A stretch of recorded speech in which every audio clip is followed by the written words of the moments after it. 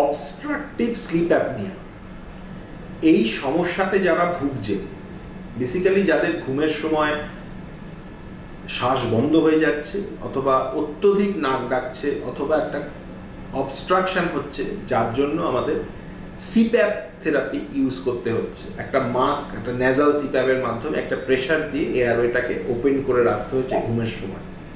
এখন অনেকেই জিজ্ঞাসা করছেন যে এই বিশেষত যারা ইউজ করছেন সিপ্যাপ, ইউজ করে ভালো আছেন, তারা জিজ্ঞেস করছেন ডাক্তারবাবু এটা কি আমার সারা জীবন ইউজ করতে হবে এই সিপ্যাপ থেরাপিটা? কারণ আমাকে কি বয়ে বেড়াতে হবে, অথবা আমি কোথাও বেড়াতে যাচ্ছি, অথবা বিয়ে বাড়ি যাচ্ছি, সেখানে কি নিয়ে যেতে হবে?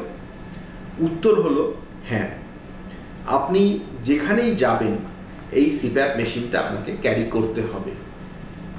আমরা এই ব্যাপারে একটা উদাহরণ দিই, সেটা হচ্ছে সিপ্যাপ মেশিনটা কিন্তু খানিকটা আপনার চশমার মতো।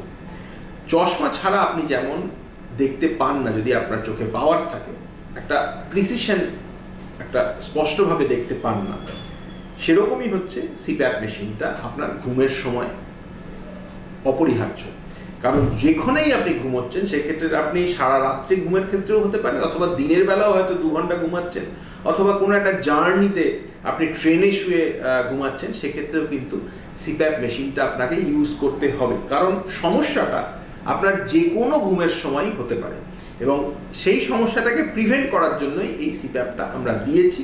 এবং যতদিন পর্যন্ত আপনার ঘুমের এই সমস্যাটা থাকবে, আপনাকে সিপ্যাপ মেশিন ইউজ করতে হবে।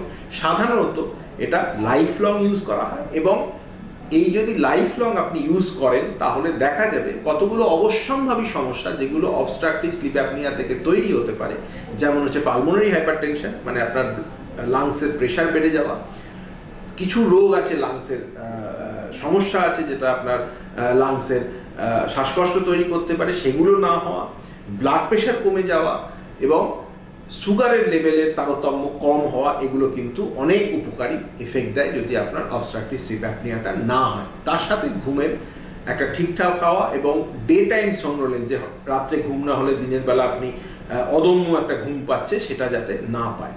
তো সিপ্যাপ ইউজ করুন এবং রেগুলার বেসিসে ইউজ করুন, একটা চশমা মতো নিজেকে মনে করে।